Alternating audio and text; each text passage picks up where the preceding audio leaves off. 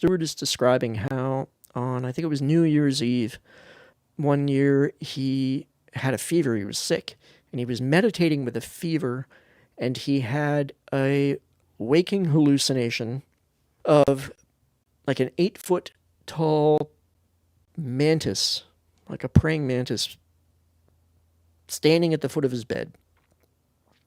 And it telepathically communicated with him, and it gave him like a download of information.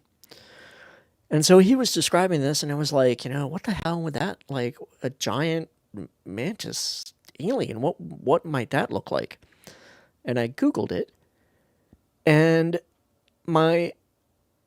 the pit of my stomach dropped out when I went, oh my God, I've seen one of these things. And it was when I was 6 years old. It was, my sister and I were out, we were taking a walk. There was a cornfield nearby. We were with a babysitter, so it was not near our home. There was this cornfield, and I was like, I really want to go into this cornfield for some reason. It seemed oddly out of character for me. My sister, very much in character, was like, I am not going into the creepy cornfield. She was 2 years older than I was, but she's like, I am not going into the cornfield.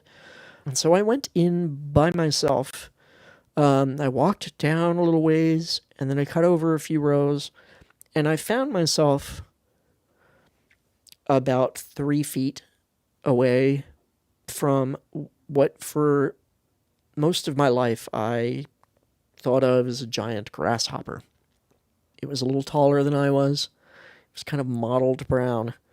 And I remember it was standing between the rows, and it was slowly, had like these long curving fingers, and it was like wrapping around the corn and pushing the corn apart and looking at me. Oh God, I'm getting goosebumps just telling this story. So,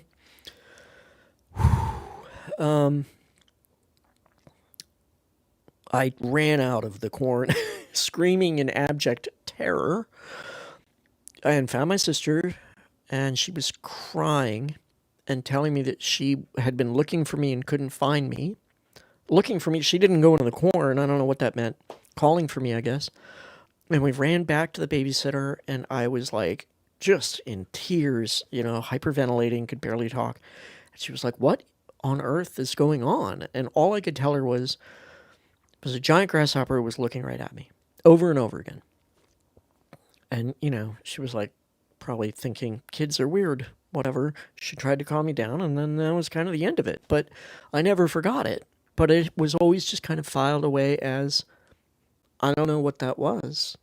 Like, I didn't feel like it was a dream, it wasn't a dream. I didn't feel like it was a hallucination or a false memory or anything like that.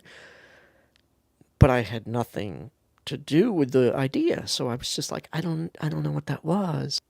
The stuff that had come up in my own hypnosis sessions was being confirmed by other people over and over again. Weird, tiny little details, like the shape of the walls, the color, the smell in the air, the way the beings moved, like what they looked like, how they communicated. It was getting harder and harder for me to deny the possibility that this had happened. One of the crucial parts was when, in one of my hypnosis sessions, there was a tale that came out of my mouth about going to another planet. And there was this, the planet was like this desert, this rocky desert planet. It was a reddish planet with huge, deep canyons, but there was this city, and it was the same color as the soil. And it was like retro-futurism, kind of like out of the Jetsons almost. And there was this really tall spire, and I remember going in the spire, and the building was populated with mantis beings, and they had on like tunics and stuff.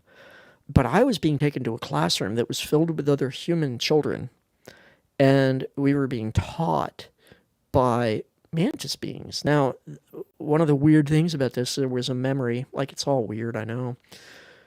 The teacher in my memory had on like a 1950s like Donna Reed blonde wig. I don't think it really had the wig on. I think this was some sort of psychological projection to give me the idea that this was, a matronly figure, I guess. I don't really know. But anyway, in one of these experiencer group meetings, and I have permission from this person to share because we're not supposed to share anything from these group sessions. This person, who is now gone public, by the way, Robin, she's done episodes with Stuart. I don't know if she's used her last name, so I won't, but she said she had gone to another planet, but she didn't go into any detail. So I was like, hey, do an experiment with me. Like, I want you to write down everything you can remember about this experience, and I'll do the same thing. And then when we're done, we'll compare the notes at the same time. We'll like send them to each other at exactly the same time. And we did. And the number of things that matched up were too hard to explain. For example, I remember going to this tall spire. Well, she was taken to a different part of this city, but she remembers seeing a tall spire in the distance. But other than that, like, everything we described was pretty much the same. She was also being, I think, educated, if I remember correctly. But it was kind of seminal to my acknowledging, like, something's going on. Even if this wasn't a legitimate, real experience where I went to another planet, whatever happened there, somebody else experienced that as well.